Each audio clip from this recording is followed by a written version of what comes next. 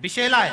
कनेर का फूल सुगंध नहीं है, कनेर के पुष्प में कोई सुगंध नहीं, कोई तत्व नहीं। पड़ा है, केतकी हंस रही है, केवड़ा हंस रहा है, चंपा हंस रहा है। दुनिया के लोग जिस पर हंसते हैं, दुनिया के लोग जिस पर उंगली उठाते हैं, दुनिया के लोग जिससे नफरत करते हैं, मेरा महादेव उससे प्रेम करता है, मेरा महादेव उसको प्यार करता है।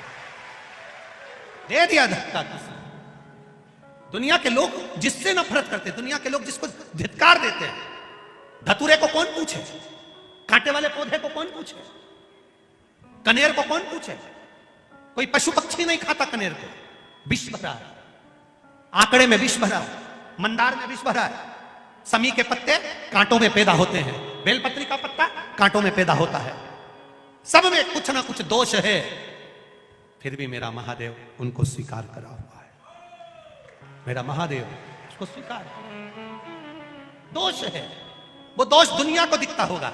लोग कहते होंगे बेलपत्री में कांटे हैं, समी के पत्ते में कांटे हैं। लोग कहते होंगे कनेर जहरीला है, शंकर जी को चढ़ाना नहीं चाहिए, धतूरे में कांटे हैं, भांग में ऐसा है, उसमें ऐसा है। दुनिया के लोग इनमें दोष देखेंगे, पर मेरा महादेव दोष में भी कुछ अच्छा देख लेता है। नारद जी ने देखा, सब हंस रहे थे। कनेर के पुष्प को नारद जी ने तोड़ा। तोड़ते तोड़ते आकाश मार्ग से नारद जाते जाते उस कनेर के पुष्प को एक कैलाश की शिला पर रख दिए। कैलाश की शिला पर वो कनेर का पुष्प रखा था, उस कनेर के पुष्प को भृंगी ने उठा लिया। भृंगी ने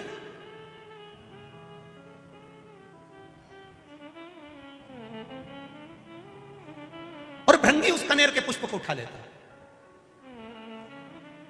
श्रृंगी ने देखा कि भृंगी ने कनेर का पुष्प उठाया। श्रृंगी ने आवाज लगाकर कहा, भृंगी क्या कर रहे हो? भृंगी कह रहे हैं, मैं जब महादेव से मिलकर आया था तो महादेव के आज चरणों में कोई पुष्प नहीं था। देवादिदेव महादेव के श्रृंगार में कोई पुष्प नहीं था। श्रृंगी ने कहा, यह पुष्प में सुगंध नहीं है, इसीलिए इसको कोई देवता स्वीकार नहीं करते। भृंगी ने कहा, शमशान की राख मनुष्य के कपड़े पर लग जाती है तो मुर्दा जलाकर आने के बाद नहाना पड़ता है। वो शमशान की राख महादेव पर चढ़ जाती है तो वो भी पैकेट में बंद होकर लाखों की बिक जाती है। शमशान की राख मनुष्य के कपड़े पर लग जाए तो उसको शमशान से आकर नहाना पड़ता है।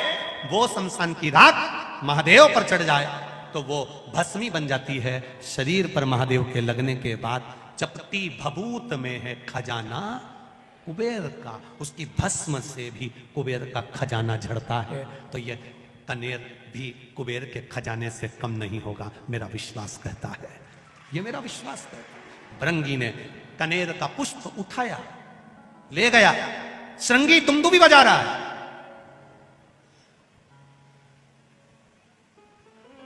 श्रृंगी तुमदुबी बजा रहा है। देवी भागवत कह रही है, कूर्म पुराण कह रही है, कूर्म पुराण का 24वां अध्याय कह रहा है। भृंगी ने पुष्प उठाया और श्रृंगी दुमदुबी बजा रहा है। दुमदुबी। अब जैसी दुमदुबी बजना चालू हुई तो पूरे कैलाश में चर्चा हो गई। ऐसा लग रहा है कि कुछ जरूर हुआ है। इतनी दुमदुबी बज रही तो जरूर कुछ हुआ है। अब हुआ क्या है पता करो। माता पार्वती जी ने गणेश जी को भेजा, माता पार्वती जी ने कार्तिकेय को भेजा। माता पार्वती जी ने जब गणेश कार्तिकेय को भेजा तो गणेश जी महाराज ने अपनी सूंड में जल भरकर ऊपर की ओर फेंका।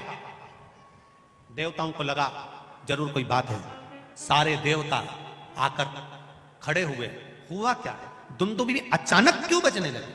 अपने गांव में अचानक ढोल बजने लगे तो पता तो करना पड़ेगा कि हुआ क्या है, किसके घर छोरा हुआ, किसके यहाँ शादी हुई, किसके यहाँ क्या हुआ। तो मालूम पड़े कि साहब ना तो छोरा हुआ ना शादी हुई, फिर ढोल क्यों बजे?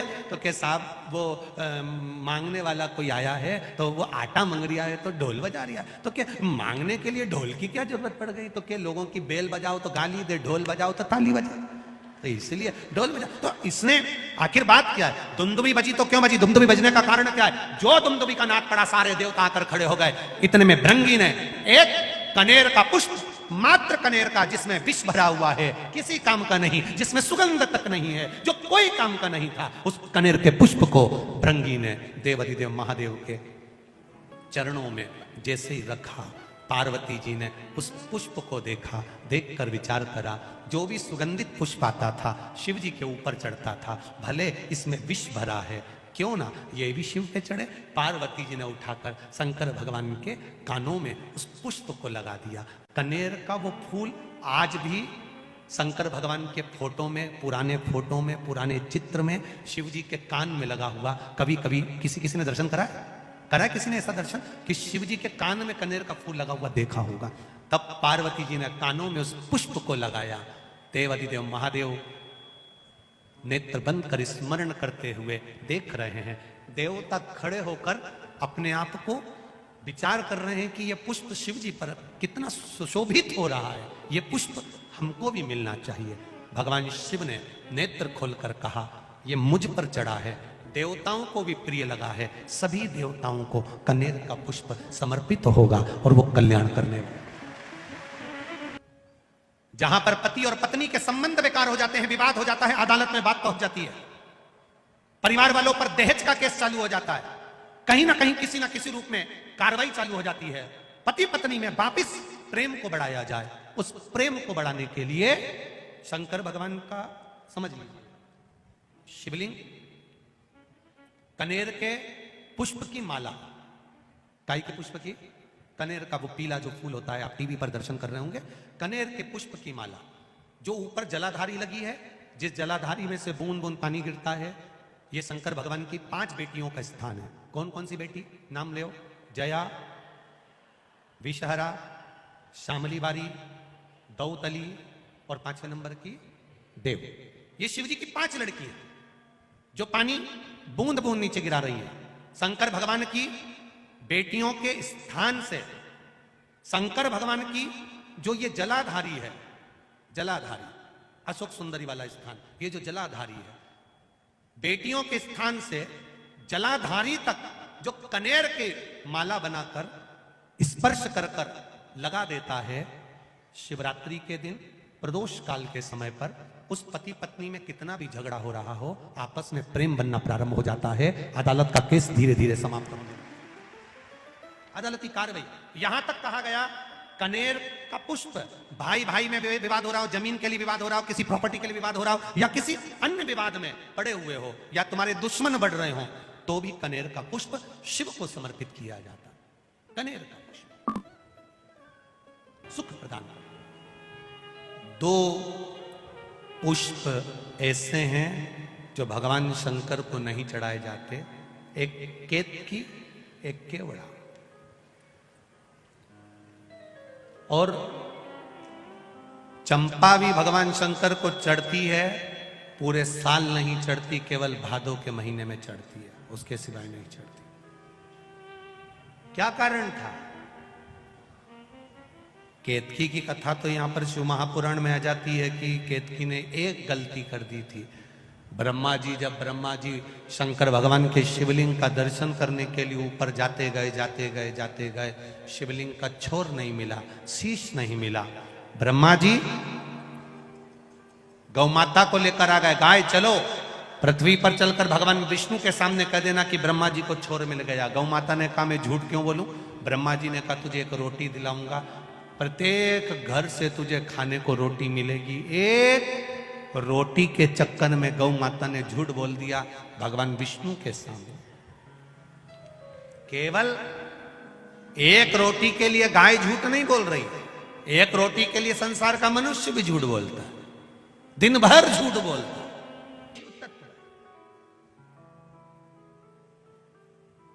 ये उघड़दानी की कथा। केतकी तूने झूठ बोला,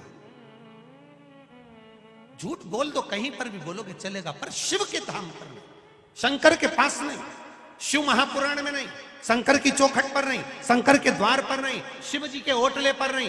पहले के समय में अदालत नहीं होती थी, पहले के समय पर अदालत नहीं होती थी, पहले के समय पर पंचायत नहीं होती थी। पहले के समय पर अगर कोई गड़बड़ करता था उसको शंकर जी के मंदिर ले जाते थे, उठा गंगा जली और कहते तूने ऐसा नहीं किया। केवल शंकर के मंदिर ले जाकर बिठा देते, उठा गंगा जली, तूने ऐसा करा कि नहीं करा, उठा गंगा जली, तू ये बोला कि नहीं बोला। क्यों? क्योंकि शंकर के मंदिर में अगर झूठ बोला जाता है तो जिंदगी पूरी नरक से बदतर, बुढ़ापा सड़ सड़ के निकलता है। केतकी सारे देवताओं पर चढ़ेगी, शंकर पर कभी नहीं चढ़ेगी।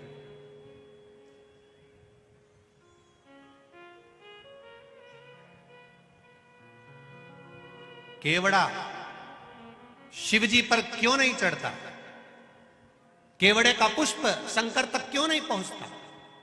केवल एक कारण, चंपा साल भर भगवान देवाधिदेव महादेव पर क्यों नहीं चढ़ता? केवल भादो का महीना, केवल एक भद्रपद, बाकी का समय नहीं। कारण क्या है? केवल निंदा में व्यस्त रहता था। केवड़ा और चंपा दोनों का एक ही काम था, दिन भर केतकी की निंदा में लगे रहते थे। आप सबसे एक निवेदन है, कोई गलती करे, कोई गलत काम करे, उसने करने वाले ने कर दिया, हम क्यों उसकी निंदा करें? हम पंच पुष्प में से दूसरे नंबर का पुष्प है। पहले नंबर का कौन सा था? कल कथा में वर्णन किया था, कौन सा? पारिजात, हार श्रृंगार जिसको बोलते हैं। दूसरे नंबर का है कनेर, जो जहर से परिपूर्ण है। पीला कनेर, टीवी के माध्यम से आप दर्शन कर रहे होंगे, फेसबुक यूट्यूब पर कथा को सुन रहे हैं तो उस पर देख रहे होंगे। एलसीडियां जो लगी हुई हैं, एलईडियां, उस पर भी आप लोग आराम से दर्शन कर रहे होंगे। पीला कनेर